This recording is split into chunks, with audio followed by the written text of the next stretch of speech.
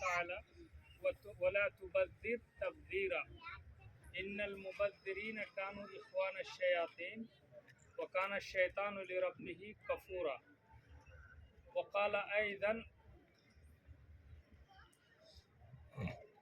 वमिन आयातिही अन खलक़नकुम मिन अनफुसिकुम अज़वाजन लितस्कुनू इलैहा व जअल बैनकुम मवद्दतन व रहमा।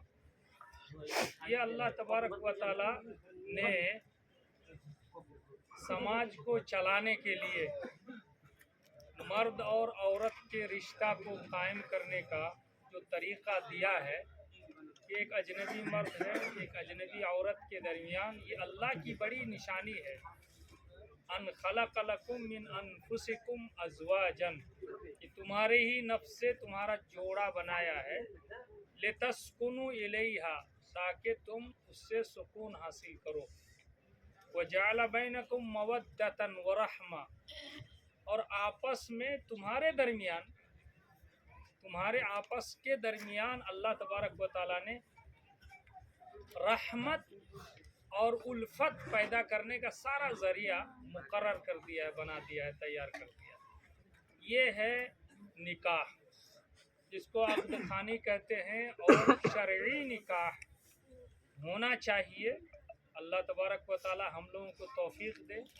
लेकिन आज हम लोग थोड़ा रिवाज रस्म, पड़ोसी क्या कहेगा, गांव क्या कहेगा, समाज क्या कहेगा, लोग क्या कहेंगे, इसी के चक्कर में दिन ब दिन हमारी शादियां महंगी होती चली जा रही हैं। महंगी हो जाए कोई बात नहीं है, अल्लाह ने आपको अगर दिया है, पैसा है आपके पास, आप खर्च कर सकते हैं, करते हैं। 10 आदमी को खिलाइए, 100 आदमी को खिलाइए, 200 आदमी को खिलाइए, 500 को खिलाइए, कोई बात नहीं है। इसकी दावत की शक्ल क्या बनती है, उसकी दावत की शक्ल क्या बनती है, ये शरीयत में मौजूद है कि शादी बोलकर जिस दिन दावत खिलाई जाए वो दावत वलीमा है, वो दावत वलीमा है, और उसकी बड़ी अहमियत है। यहाँ तक के नबी सल्लल्लाहु अलैहि वसल्लम ने ये भी कहा है कि जो दावत वलीमा में शरीक नहीं होता है वो सुन्नत की खिलाफ वर्जी करता है। अगर आपको दावत दी गई दावत वलीमा में, तो दावत वलीमा की बड़ी अहमियत है, उसमें जाना चाहिए, शरीक होना चाहिए। और दूल्हा और दुल्हन को, ख़ास तौर से दूल्हा को वहाँ मुबारकबाद देना चाहिए।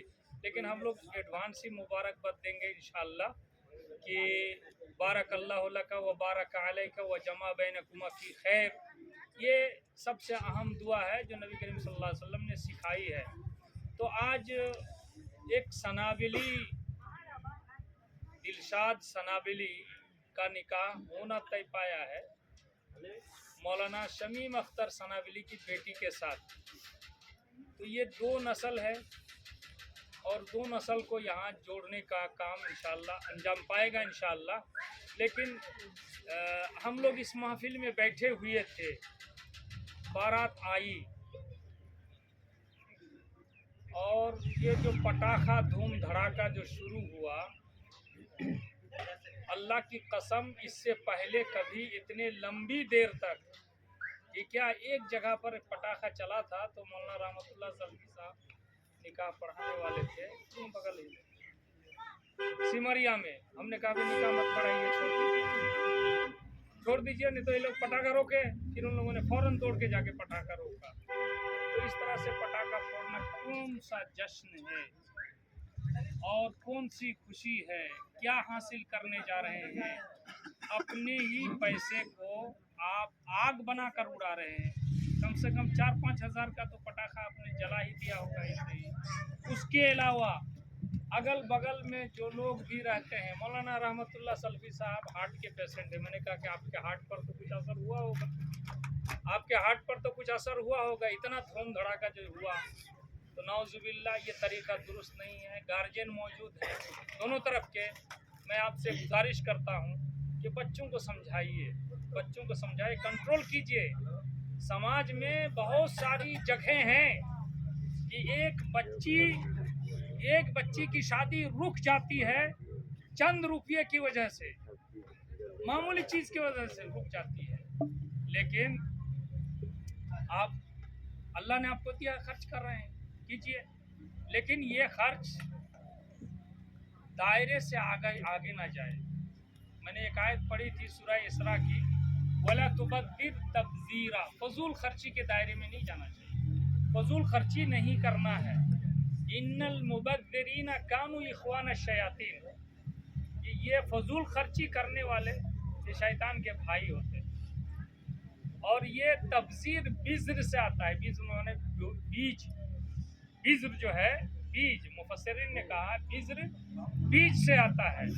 तो एक किसान जब खेत में बीज बोने लगता है ना, तो जिस तरह से बीज फैलाता है चारों तरफ छींटता है, तो उसको समझ में नहीं आता है कि थोड़ा दूसरे के खेत में चला गया या अपने ही खेत में टोटल रहा है कि नहीं रहा, तो उस तरह से करता है। इसी तरह से जो फजूल खर्च करता है वो समझ नहीं पाता है कि हमारा ये फायदे के काम हो रहा है, ये बेकायदे का काम हो रहा है, क्या हो रहा है। इसलिए आपसे गुजारिश है कि शादी ब्याह में आजकल एक रस्म चली है, हल्दी की रस्म,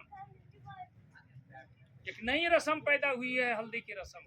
वल्लाह ये हल्दी की रस्म बहुत गलत तरीका है, ये बहुत गलत रस्म है। इस वजह से शेरशाहबादी की शादी आज से 30 साल 32 साल 35 साल पहले जो शादी थी, उस शादी की तरफ अगर हम लोग पलट कर जाएं तो आज एक शादी में जितना खर्च होता है वो तो कम से कम 25-30 शादी हो जाएगी, है कि नहीं जी? 25-30 और अच्छी शादी 25-30 शादी हो जाएगी। उस वक्त जो सिस्टम था और हमारे बुजुर्गों ने जो सिस्टम चलाया था कि खाना उना नहीं, जाकर गुड़ और पानी पी लेंगे और उसके बाद वापस चले जाएंगे। आप लोगों को हम लोग ये नहीं कह रहे हैं, बल्कि ये सिस्टम चल गया है आजकल। तो बहरहाल तो कहने का मकसद ये है कि हम ज़्यादा ना कहते हुए आप लोगों से यही गुजारिश करेंगे कि निकाह के मौके पर कुछ चीज़ें ऐसी ऐसी आ गई हैं जो पहले नहीं थी। दूसरी जगह से थुबड़ा की रस्म, फला की रस्म, और वो थुबड़ा की रस्म में वो भी रस्म करने में अजीब अजीब तरह की, हल्दी की रस्म अजीब अजीब तरह की, क्योंकि बच्ची को कोई दूसरे का हाथ से आकर बच्ची को खाने खीर खिलाया जाता है, ये कराया जाता है, ये बहुत गलत तरीका है। और अल्लाह का फजल है, अजीज़म दिलशाद सनाबिली फाजिल हैं और फाजिला लड़की भी इनको मिल रही है। मैंने बुलुगुल मराम से बुखारी तक का दर्स उसको दिया है और बुखारी जिल्दसानी और मुस्लिम जिल्दसानी में पढ़ा रहा हूँ और पढ़ रही है, और बच्ची ठीक ठाक है, समझदार है, और इंशाअल्लाह हम दुआ करेंगे कि ये रिश्ता बहुत बेहतर गुजरे, बहुत बेहतर इनकी ज़िंदगी में भागो बहार पैदा हो जाए इंशाअल्लाह।